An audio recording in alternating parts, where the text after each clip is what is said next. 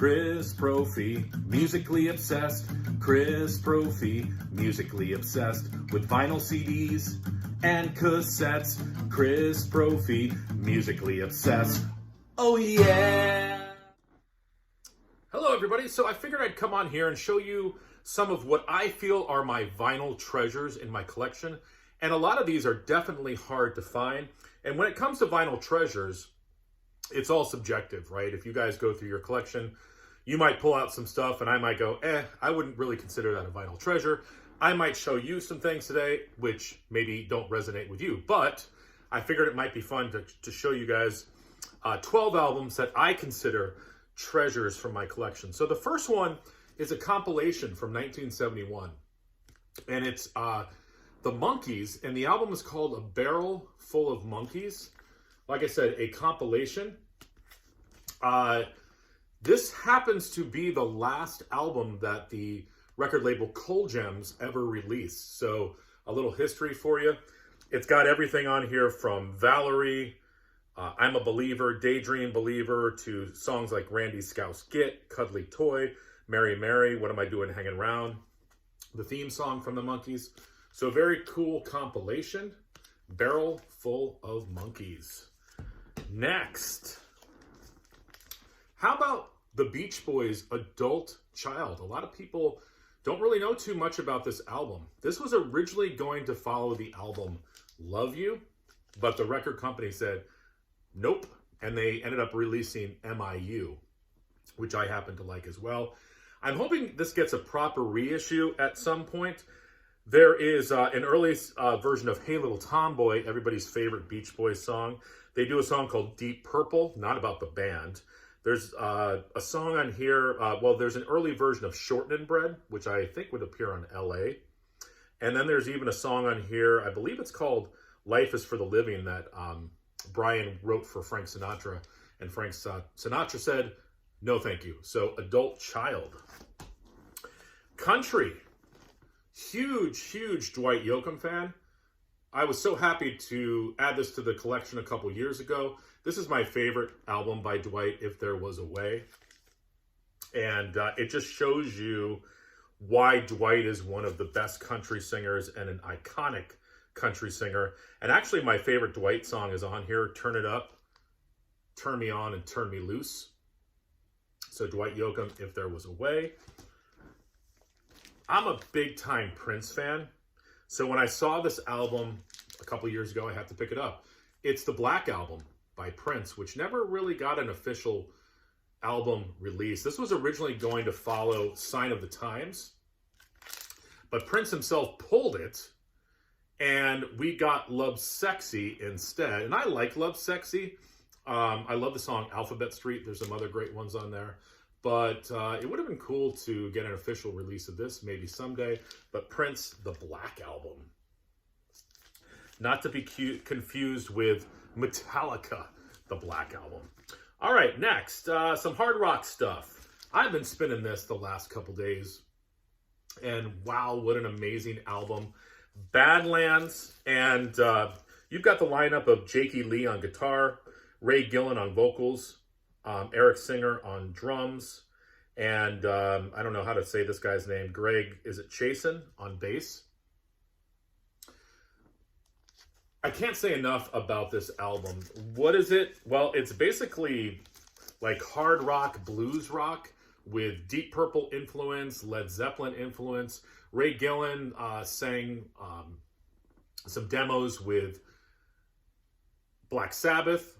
He was originally going to appear on the Eternal Idol album. Of course, Eric Singer played drums with Black Sabbath. He also played drums with Kiss. And then Jakey Lee, guitarist for Ozzy. What an amazing band. What an amazing album. This one's hard to find. I was so happy a couple years ago again when I found that. Peter Criss, his fourth solo album, Chris Cat 1.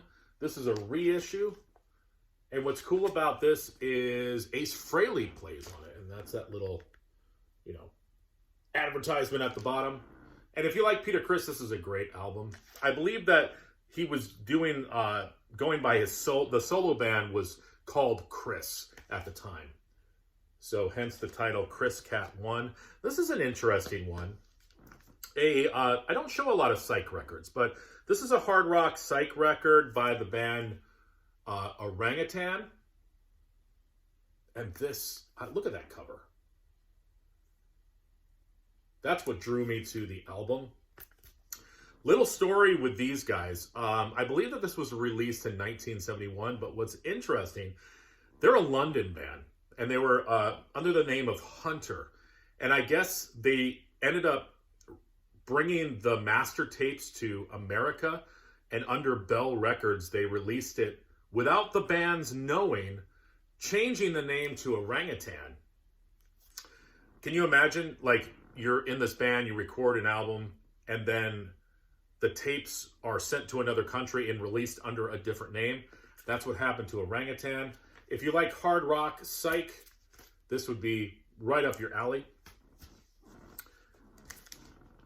Blaze Bayley, a favorite metal vocalist of mine. A lot of people don't like Blaze. I happen to really like him. These are some live recordings that he did with Maiden. Not a lot of, I haven't really seen any, there's nothing official that's been released with Blaze on vocals, live-wise anyways. There's some bootlegs out there. This is a bootleg, but this is from the X Factor tour. Blaze is really, really good at singing his stuff, but then when it comes to the Bruce Dickinson songs, he just doesn't have the vocal range of Bruce. So, you know, Steve Harris, maybe you should have thought about the set list a little bit more, bringing Blaze on, because he's an excellent vocalist. But again, he doesn't have the range that Bruce Dickinson had. He's just got a deeper quality to his voice. How about some punk? Descendants, Milo Goes to College, one of the greatest punk albums of all time. Tony Lombardo on bass, Bill Stevenson on drums. Bill Stevenson, phenomenal drummer. Milo Ackerman on vocals, and then Frank Navetta on guitar. You look up Descendants, and most of the songs that you're going to hear by them are on this album. I'm Not a Loser, Catalina, Suburban Home, Kabuki Girl, Gina's Dead. This has one of my favorite Descendants songs. It's called Bikeage. Listen to that tune. This album is extremely difficult to find. Subhumans, and the album's called No Wishes, No Prayers. This was released on the SST label. Now, this is the Canadian Subhumans, not the UK Subhumans. And it's a phenomenal punk album. And like I said, very, very difficult to find. I was confused at first because, like I said, there's two different bands called the Subhumans. This is the Canadian version. All my fellow Canadians out there. Dead Kennedys, my favorite album by them. This is a early pressing of this album, Plastic Surgery Disasters. And this also comes with the booklet. And it's like, I don't know, 30 plus pages of collages that the band and Jello Biafra put together. And this is, of course, on the Alternative Tentacles label. I've always loved that label. So, my favorite album by Dead Kennedys. And lastly, sticking with the SST label, Saccharine Trust, their album Surviving You Always, with that iconic cover art. Was it a nurse or I forget, but she jumped from a building committing suicide, and she landed on this car, and there was a photo taken of it, and they used it, Saccharine Trust did, on their front cover. Saccharine Trust, a very, very interesting band on SST. They were considered punk, but they would delve into jazz. They would delve into spoken word and poetry, art rock. Just a very, very interesting band. I would check them out. Again, they are on the SST label. This album, again, is called Surviving You Always. So those are some treasures from my collection. What do you consider treasures in your collection? Let me know in the comments below. All right, everyone. Bye.